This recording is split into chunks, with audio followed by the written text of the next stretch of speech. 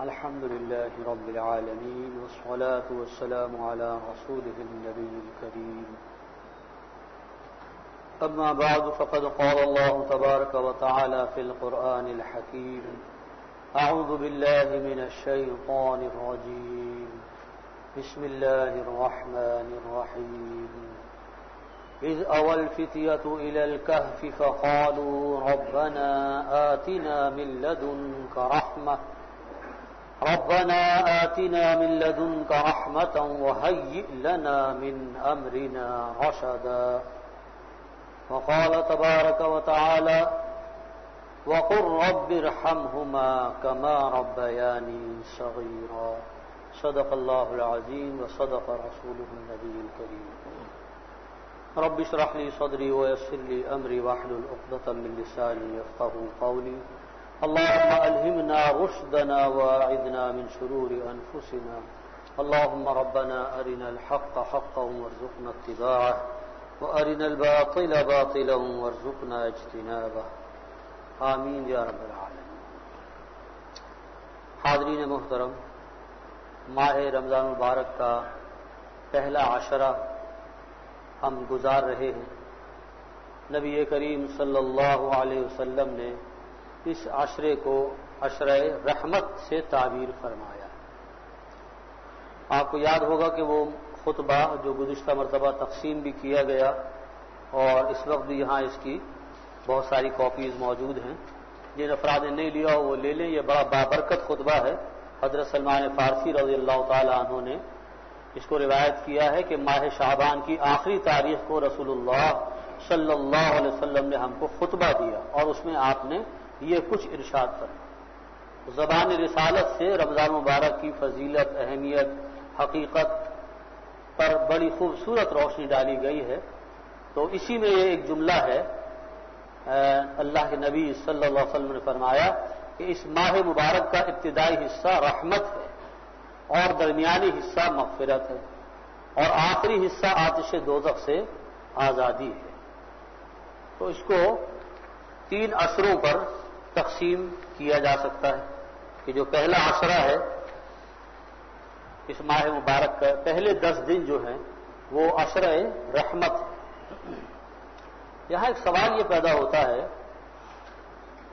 کہ یہ جو تعبیر کیا گیا ہے ہر عشرے کو ایک خاص صفت کے ساتھ، تو اس میں یقیناً کوئی رمز ہے. تو اس لیے آج کی اس نشست میں ہم یہ سمجھنے کی کوشش کریں گے کہ یہ رحمت ہے کیا چیز. یہ لفظ تو ہم بہت سنتے ہیں اور اللہ تعالیٰ کی رحمت و مغفرت اور اس کی عنایت اس کے سب ہی متمنی رہتے ہیں اور بندے کے لیے اس سے بڑی کوئی سعادت نہیں ہو سکتی کہ وہ اللہ تعالیٰ سے اس کی رحمت اور مغفرت کا سوال کرے اور اس کو جو ہے اللہ تعالیٰ اپنی رحمت سے اس کو نواز دے. اس سے بڑی کوئی سعادت نہیں. لیکن بہت سارے الفاظ قرآن حکیم کے ایسے ہیں جو ہم کثرت سے بولتے ہیں، سنتے ہیں، لیکن اس کی حقیقت پر، اس کی گہرائی میں ہم غور نہیں کرتے یا ہمیں کبھی موقع نہیں ملتا. تو یہ عشرہ رحمت ہے چونکہ اللہ کے نبی صلی اللہ علیہ وسلم کے فرمان کے مطابق، تو بڑا مناسب ہے کہ اس موقع پر ہم قرآن حکیم کے مختلف مقامات سے اس بات کو سمجھنے کی کوشش کریں کہ یہ رحمت ہوتی کیا چیز ہے اور اس کی انسانوں کو کتنی زیادہ ضرورت ہے، کتنے محتاج ہیں ہم اس رحمت کے. اور یہ کہ یہ اللہ تبارک و تعالیٰ کی دیگر صفات میں شامل ہونے کے باوجود ایک امتیازی شان کی کیوں حامل ہے. دیکھیے نا، اللہ تعالیٰ کی بے شمار صفات ہیں.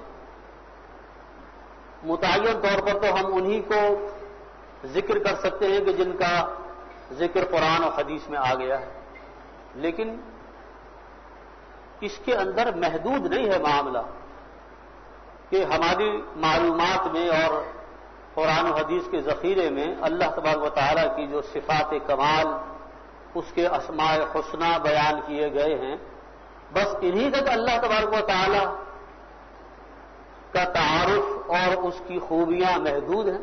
نہیں. قرآن حکیم نے اس مسئلے کو خود حل فرمایا.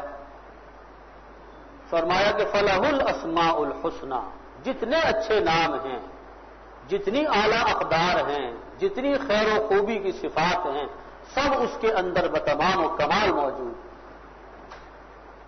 تو لہذا جو ہمیں بتلا دی گئی، جو ہماری معلومات میں ہیں وہ تو ہیں ہی، لیکن اس کے علاوہ بے شمار ایسی صفات ہیں اللہ تبارک و تعالیٰ کی جس سے وہی آگاہ ہے۔ بس ایک فارمولہ بتلا دیا گیا، اور وہ یہ کہ جو خیر، جو خوبی، جو اعلیٰ قدر تمہارے ذہن و فہم میں آ سکتی ہے، تم تصور کر سکتے ہو، جس ہائیسٹ ویلیو کا تم تصور کر سکتے ہو، وہ اپنی کلائمیکس کے اوپر بتمام و کمال ذات باری تعالی میں موجود ہے۔ یہ تو ایک جنرل بات ہے، عام بات ہے، لیکن غور کرنے سے پتہ یہ چلتا ہے کہ اللہ تعالیٰ کی صفات میں سے صفت رحمت جو ہے، اس کی کوئی خصوصی شان ہے کہ اللہ تعالیٰ نے اس سے جو اسماء مبارکہ متعارف کرائے ہیں وہ ایک نہیں ہیں بلکہ دو ہیں، رحمان اور رحیم، دونوں کا مادہ جو ہے وہ یہی لفظ رحمت ہے۔ عربی زبان بڑی سائنٹیفک اور بڑی ہی کہنا چاہیے کہ خوبصورت زبان ہے، اس میں ہر لفظ کے لیے ایک بنیاد ہوتی ہے، ٹرائی لٹرل روٹ اس کو کہا جاتا ہے، سہ حرفی ایک مادہ ہوتا ہے جو اس لفظ کی تہ میں موجود ہوتا ہے۔ رحمت کا جو لفظ ہے، اس کا جو مادہ ہے، یعنی اس کے جو اصلی حروف ہے جن سے مل کر یہ لفظ بنا ہے، وہ ہے را ہا میم، رحم، را ہا میم، تین حروف ہوتے ہیں جن کو حروف اصلیہ یا مادے کے حروف کہا جاتا ہے۔ اسی را ہا میم سے رحم کا لفظ بنا ہے۔ اب یہ رحم کا لفظ بھی ہماری زبان میں بہت سارے الفاظ میں معنی میں استعمال ہوتا ہے۔ رحم کے ایک معنی تو وہ ہیں جو معروف ہیں، یعنی کہ کسی پر ترس کھانا، کسی کے ساتھ بھلائی کا سلوک کرنا، کسی پر جو ہے اپنی ہمدردی کو نچھاور کرنا، یہ رحم ہے۔ غریبوں پر رحم کھانا چاہیے، مظلوموں پر رحم کرنا چاہیے، ماتحتوں پر، یہ الفاظ ہم بولتے ہیں۔ تو ایک رحم کے تو یہ معنی جو ہم سمجھتے ہیں، لیکن اور پیچھے جائیے تو یہ رحم کا لفظ اصل میں یہ رحم مادر سے مشتق ہے۔ رحم مادر یعنی کہ ماں کے اندر جو اللہ تعالی نے تولید اور پرورش کا جو نظام بنایا ہے، انسانی وجود کو اس دنیا میں لانے کے لیے اللہ تعالی نے ماں کے جسم میں جو عضو، جو حصہ اس کام کے لیے منتخب فرمایا، اس کو رحم کہتے ہیں، ٹھیک ہے نا؟ اس کے لیے بھی لفظ رحم استعمال ہوتا ہے۔ اسی سے پھر رحمی رشتے، یعنی وہ رشتے کے جو رحم مادر سے منسلک ہیں، خونی رشتے، ان کا بڑا مقام ہے، ان کے لیے بڑی تاکیدات ہیں، صلہ رحمی کا ان کے لیے خاص حکم ہے کہ ان رحمی رشتوں کو جو ایک ماں کے رحم سے متعلق ہیں، یعنی آپس میں جو خونی رشتہ داریاں ہیں، نسلی اور قرابتی رشتہ داریاں ہیں، تو ان کا بڑا لحاظ کرنا ہے، ان کا پاس کرنا ہے، ان کے حقوق و فرائض کا بہت زیادہ خیال کرنا ہے، اور ہمیں جا بجا اس کی تاکید آئی۔ اس کے لیے عنوان جو دینی اصطلاح ہماری وہ ہے صلہ رحمی۔ صلہ کے معنی ہوتے ہیں جوڑنا، رحمی رشتوں کو جوڑنا۔ یہ تو اس کا جو سمجھیے گئے بالکل بیسک کانسیپٹ ہے۔ اب اس رحم کے لفظ سے صفت رحمت بنائی گئی۔ یہ صفت رحمت اللہ تعالیٰ کی وہ پیاری صفت ہے کہ جس کا انسان سب سے زیادہ محتاج ہے، سب سے زیادہ۔ اس لیے کہ حدیث مبارکہ میں یہ مضمون بیان ہوا ہے کہ کوئی شخص روز محشر اپنے اعمال کی بنیاد پر جنت میں داخل نہیں ہو سکے گا۔ ذرا غور سے سنیے حدیث، حضور فرما رہے ہیں صلی اللہ علیہ وسلم، کوئی شخص، اب اس میں دیکھیے انبیاء بھی ہیں، اولیاء بھی ہیں، صلحاء بھی ہیں، متقین بھی ہیں، مومنین بھی ہیں، فرمایا کوئی شخص روز محشر اپنے اعمال کی بنیاد پر جنت میں داخل نہیں ہو سکتا، استحقاق نہیں جتا سکتا،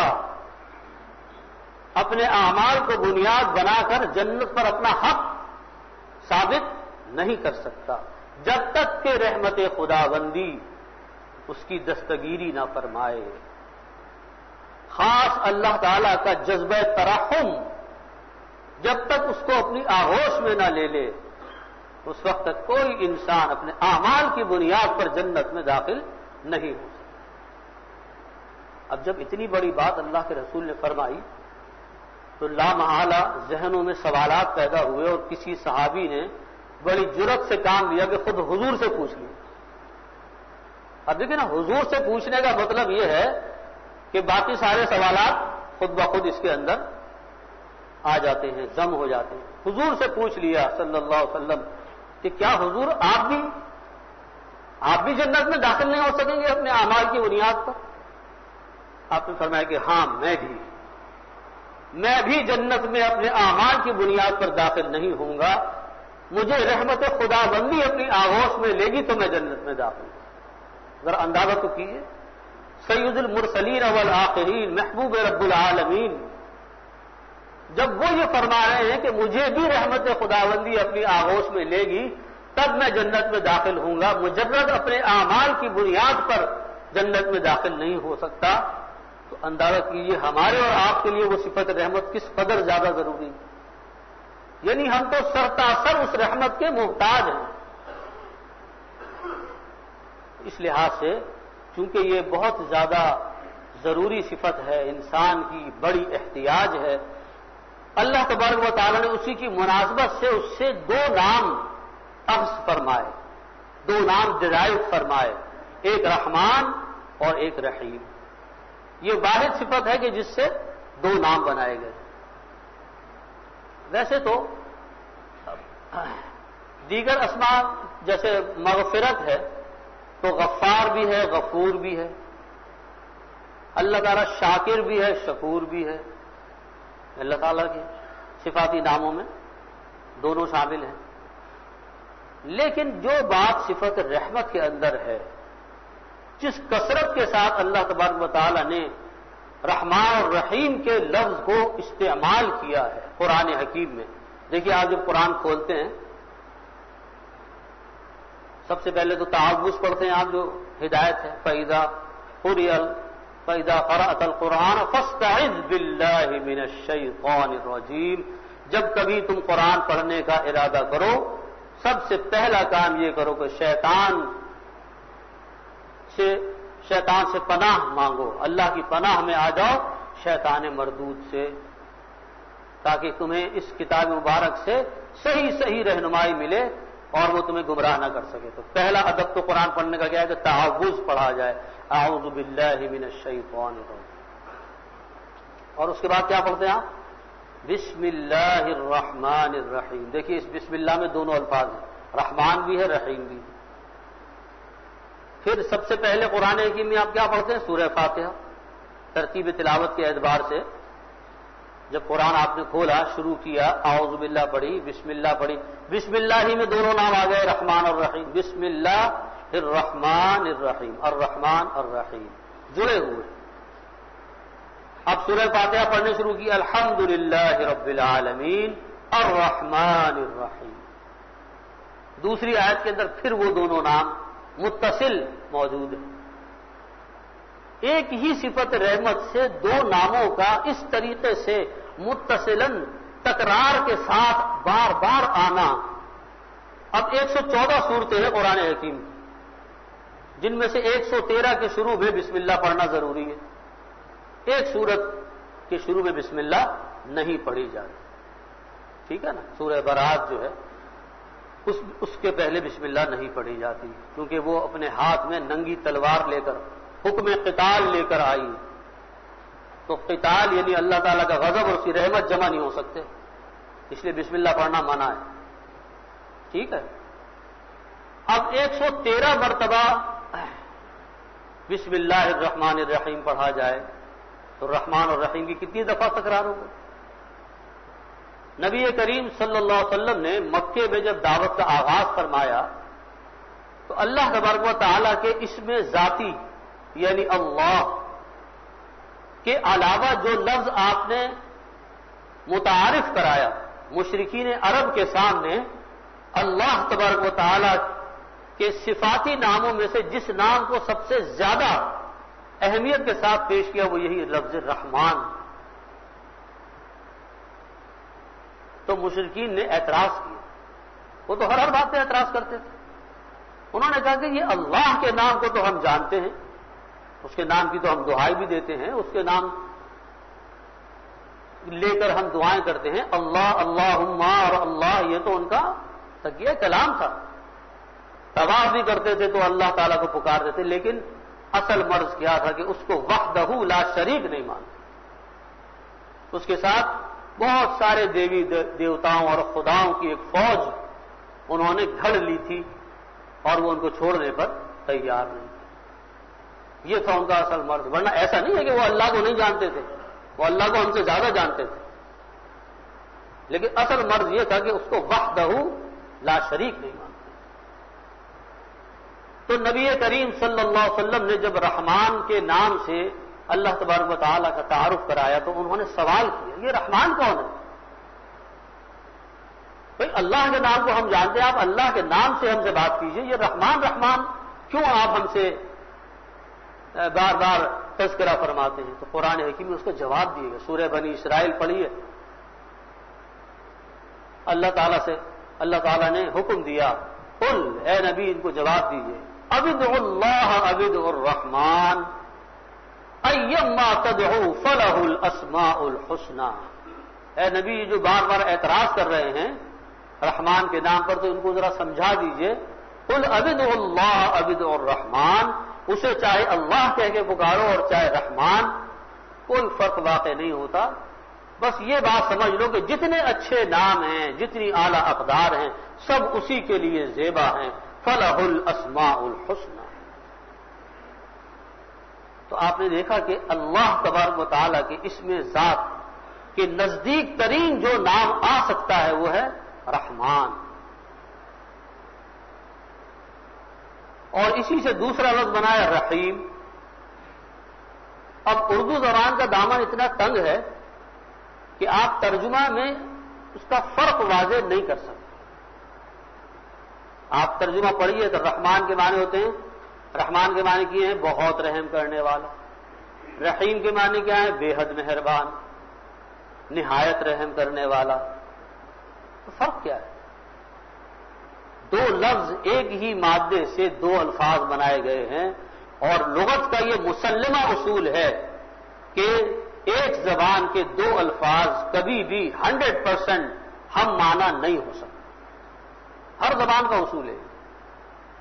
کسی بھی زبان کے دو الفاظ کبھی بھی 100% ہم معنی نہیں ہو سکتے. اگر ہوں گے تو وہ دوسرا لفظ فضول اور بیکار قرار پائے. کیا ضرورت ہے پھر اس لفظ کی؟ جب ہر اعتبار سے وہ پہلے لفظ کے معنی میں ہے تو پھر اس لفظ کو وضع کرنے کی ضرورت کیا ہے؟ اس کو دیکھیے اردو میں آپ ایک مثال سے سمجھ سکتے ہیں. اردو میں دو الفاظ ہیں، مکان اور گھر. اب مکان کو آپ گھر کی جگہ استعمال کریں، گھر کو مکان کی جگہ استعمال کریں، کوئی فرق واقع نہیں ہو. لیکن ضرور کوئی فرق ہے دونوں کے اندر کہ لفظ مکان بھی ہے اپنی جگہ پر اردو زبان میں اور گھر بھی ہے. عام آدمی کو اس کا فرق پتہ نہیں چلتا، لیکن کبھی کبھی جب ان کو ایک دوسرے کے مقابل لایا جاتا ہے، کنٹراسٹ پہ لایا، تو پتہ چلتا ہے کہ ارے گھر کے معنی تو کچھ اور ہے اور مکان کے معنی کچھ اور ہے، ہم مانا نہیں ہے. دیکھیے شعر ہے بڑا خوبصورت، میرے خدا مجھے اتنا تو معتبر کر دے، میرے خدا مجھے اتنا تو معتبر کر دے، میں جس مکان میں رہتا ہوں اس کو گھر کر دے.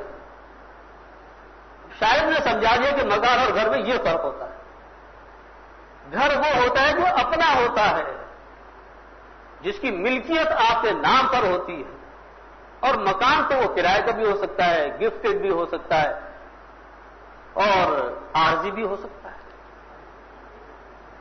تو پتا چلا کہ ایک زبان کے دو الفاظ کبھی بھی 100% سملر نہیں ہوتے، اگر سے وہ ایک دوسرے کے معنی میں استعمال ہو رہے ہوتے ہیں لیکن فرق ضرور ہوتا ہے، اور جو ماہرین لغت ہیں وہ بتا سکتے ہیں۔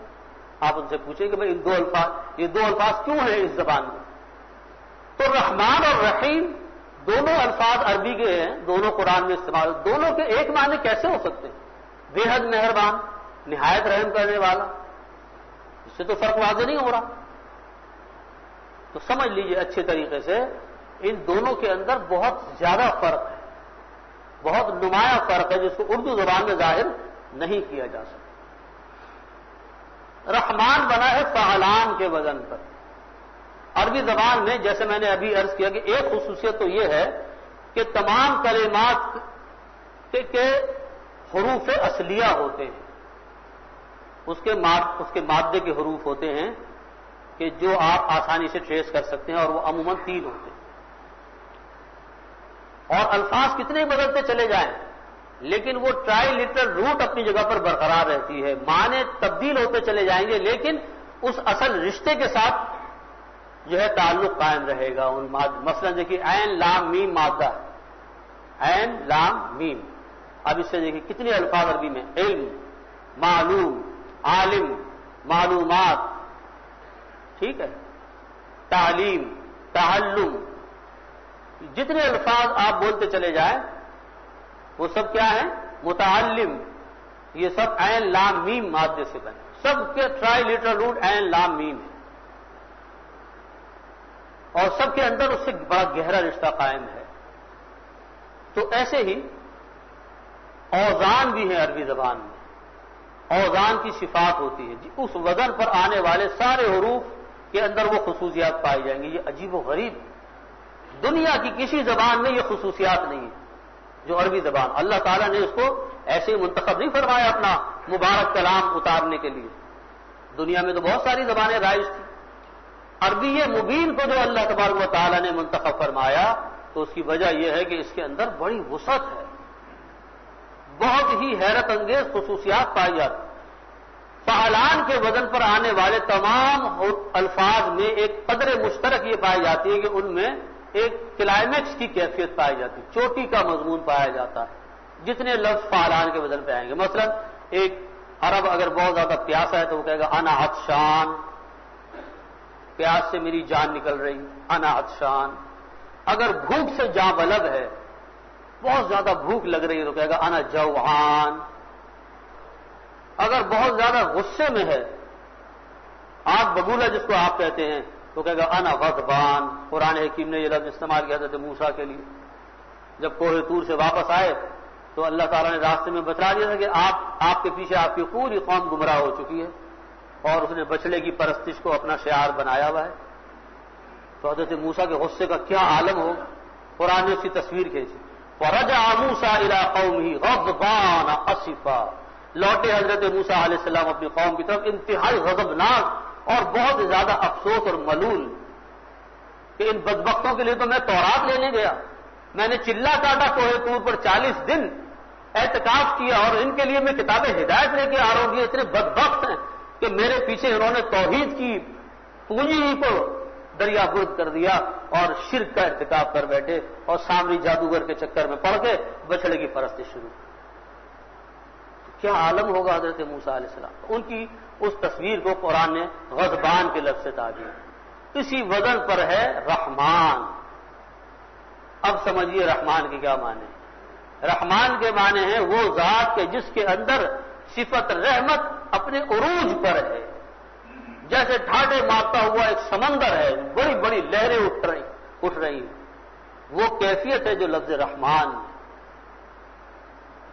اور رحیم جو ہے یہ فعیل کے وزن پر ہے، اس کا سانچہ دوسرا ہے۔ فعیل کے وزن پر جتنے الفاظ آتے ہیں ان کے اندر دوام، استمرار، پائیداری اور تسلسل پایا جاتا ہے۔ چنانچہ رحیم کے معنی ہوں گے وہ ذات کے جس کے اندر جذبہ رحم دائم و قائم ہے، ہمیشہ ہمیشہ اس کے اندر موجود رہتا ہے، کبھی اس سے جدا نہیں ہوتا. یہ رحیم کے معنی ہیں. تو گویا کہ رحمان اور رحیم کے ذریعے سے اللہ تعالیٰ نے نوع انسانی کو یہ پیغام دیا ہے کہ میری ذات اتنی مہربان ہے، اتنی رحم کرنے والی ہے کہ اس کے اندر دوام بھی ہے، استقلال بھی ہے. ہمیشہ میں رحم کرنے پر تیار رہتا ہوں، آمادہ رہتا ہوں، تلاش میں رہتا ہوں کوئی میرے رحم کو پکارے، کوئی اس کا طالب بنے. تو میرا دریائے رحمت ہمیشہ رواں دواں رہتا ہے، کبھی خشک نہیں ہوتا. اور دوسری طرف میری رحمت کی وہ شان ہے جیسے ٹھاٹے مارتا ہوا سمندر ہے، جوش و خروش اور طغیانی ہے. کوئی ہے کہ جو میرے اس دامن رحمت میں پناہ حاصل کرنا چاہے؟ سچی بات یہ ہے، انسان اگر پہاڑ کے برابر اور سمندر کے جھاگ کے برابر بھی گناہ کر بیٹھا ہو تو اللہ تعالیٰ کا دامن رحمت اور اس کا جذبہ ترحم اتنا زیادہ ہے، اتنا اس میں جوش و خروش ہے کہ اگر انسان سچے دل سے اللہ تعالیٰ کی طرف رجوع کر لے تو اس کے سارے گناہ چاہے وہ سمندر کے جھاگ کے برابر ہے، اللہ تعالیٰ اپنی صفت رحمت میں اس کو ڈھانک لیتا. تو یہ جو صفت رحمت ہے یہ کوئی معمولی چیز نہیں ہے. یہ وہ شے ہے کہ جو انسان کو کامیاب کر سکتی ہے آخری درجے میں، اس کے تمام گناہوں کو دھو سکتی ہے، اس کو اللہ کا مقرب بارگاہ بنا سکتی ہے. اس لیے اس پہلے عشرے کو عشرہ رحمت بنایا گیا. قرآن حکیم میں والدین، خصوصاً مرحوم والدین کے لیے جو دعا تلقین کی ہے خود اللہ تبارک و تعالیٰ نے. ذرا اندازہ کیجئے اس دعا کی اہمیت کا. اولاد کو کہا جا رہا ہے کہ تم ساری زندگی ماں باپ کی اگر خدمت کا حق ادا کرنا چاہو تو نہیں کر سکتے، تو تم ان کے لیے یہ دعا کیا کرو، اپنی تمام تر محبت اور خدمت اور جذبات عقیدت ان سب کو ایک طرف رکھ دو. یہ دعا جو ہم تمہیں تلقین فرما رہے ہیں، یہ دعا کرو تو تم والدین کے فرما بردار اولاد میں شمار ہو سکتے. بڑی بشارت ہے اس دعا میں. وہ لوگ خاص طور سے جو والدین کی خدمت نہ کر سکے اور انہیں یہ اندیشہ ہے کہ قیامت کے دن ہمیں کہیں نافرمان اولاد میں شمار نہ کیا جائے، تو ان کے لیے یہ بڑی بڑی خوشخبری ہے کہ اگر کثرت کے ساتھ وہ اللہ تبارک و تعالیٰ کی تلقین کردہ اس دعا کا وظیفہ کریں، اٹھتے بیٹھتے جب ان کو یاد آ جائے اپنے والدین کے لیے یہ دعا کر دیں، تو اللہ کی رحمت سے امید ہے کہ اللہ تعالیٰ اس دعا کے طفیل ان کو فرما بردار اولاد کی شکل میں اٹھائے، ان کے والدین کو ان سے راضی کر دیں. تو وہ دعا کیا ہے؟ رب ارحمہما کما ربیانی صغیرا. اس میں بھی لفظ رحم ہے. رب ارحمہما، اے میرے رب تو میرے ان دونوں والدین پر ایسا ہی پیار نچھاور فرما، ایسی ہی رحمت نچھاور فرما، کما ربیانی صغیرا، جیسے انہوں نے بچپن میں مجھے پالنے میں اپنی محبتوں کو مجھ پر نچھاور کیا. اس دعا کا سچی بات ہے ترجمہ کرنا ممکن نہیں ہے. اس قدر اس کے اندر اللہ تعالیٰ کی رحمت کو متوجہ کیا گیا ہے، اللہ کی رحمت کو جھنجھوڑا گیا ہے، اس کا واسطہ دیا ہے. اے اللہ میرے ان والدین پر تو وہ جذبہ رحم اور وہ ترحم فرما جیسا انہوں نے اپنی پدری شفقت، اپنی مادری شفقت کے حوالے سے بچپن میں مجھ پر اپنی رحمتیں نچھاور فرمائیں. تو یہ دعا یاد کر لیجئے، یہ قرآن کی بتلائی ہوئی دعا ہے. رب ارحمہما کما ربیانی صغیرا. بتلانے کا مقصد یہ کہ اس عظیم دعا کے اندر بھی لفظ رحم، وہی لفظ رحمت جو ہماری آخری پناہ گاہ ہے. اگر اس رحمت کو ہم حاصل کر لیں تو ہمارا بیڑا پار ہو جائے. تو حضرات گرامی، یہ جو عشرہ رحمت ہے اس میں سب سے زیادہ جو آپ چیز مانگے وہ رحمت مانگے. اے اللہ ہمیں آپ کی رحمت کی ضرورت ہے. اپنی رحمت کی آغوش میں ہم کو ڈھانپ لیں. ہمیں نہ اپنے اعمال پہ ناز ہے نہ کسی اور چیز پر غرور ہے. کیا ہمارے اعمال اور کیا ہمارے نیکیاں، اگر اللہ کی رحمت شامل حال نہ ہو تو انسان کا بیڑا پار نہیں ہو سکتا. آخری بات کہہ کے بات ختم کر رہا ہوں کہ دیکھیے اصحاب کہف وہ نوجوان کے جو غار میں جنہوں نے پناہ لی تھی اور اللہ تعالیٰ کی خاص رحمت ان پر متوجہ ہوئی اور اللہ نے ان کو صدیوں صدیوں سلائے رکھا اور پھر ان کو زندہ کیا. قرآن میں اس کا ذکر ہے. اصحاب کہف، دنیا کی ہر زبان میں یہ قصہ موجود ہے. 7 سلیپرز، یہ اتنا مشہور واقعہ ہے کہ دنیا کی تمام زبانوں کے اندر یہ موجود ہے. نبی کریم صلی اللہ علیہ وسلم کی بعثت سے پہلے یہ واقعہ گردش کر رہا تھا لوگوں کے اندر، چہم گوئی تھی. حضور سے سوال کیا گیا، حضور یہ ساتھ سونے والے کون تھے؟ نبی کریم صلی اللہ علیہ وسلم پر وحی نازل ہوئی اور اللہ نے حقیقت بتلائی. بہرحال اس وقت ان اصحاب کہف کا زیادہ لمبا تذکرہ مقصود نہیں ہے، صرف بتلانا یہ ہے کہ جب وہ غار کے دہانے پر پہنچے، اس ظالم بادشاہ کے ظلم سے پناہ لینے کے لیے جب وہ غار کے دہانے پر پہنچے تو کیا دعا کی انہوں نے؟ کون سی ایسی دعا تھی کہ جس نے اللہ کی رحمت کو ایسا متوجہ کیا کہ ان 7 افراد کو اللہ تعالی نے قیامت تک کے لیے بہت بڑی نشانی بنا دی. قرآن میں ان کا ذکر کر دیا. تو دیکھیے وہ دعا یاد کر لیجیے. اس دعا میں انہوں نے اور کچھ نہیں مانگا سوائے رحمت کے.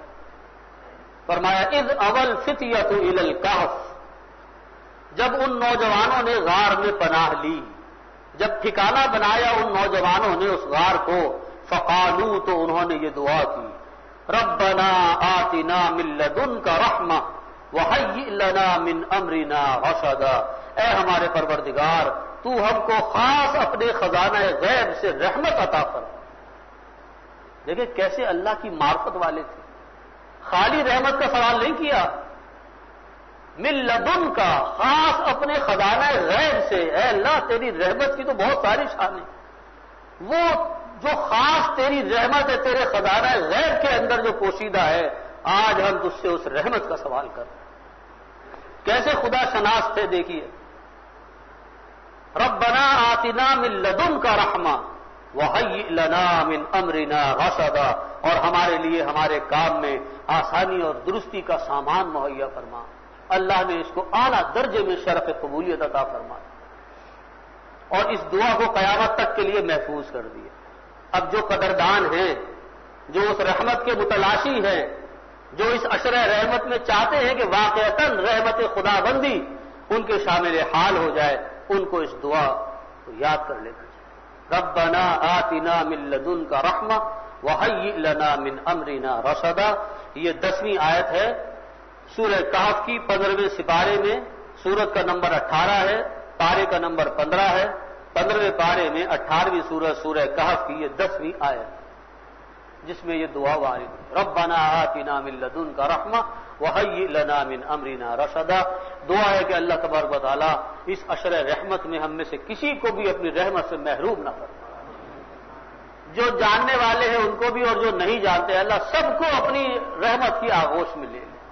تو حضرات گرامی زیادہ سے زیادہ الحاح و زاری کے ساتھ، طلب صادق کے ساتھ اللہ کی رحمت کو پکاریں.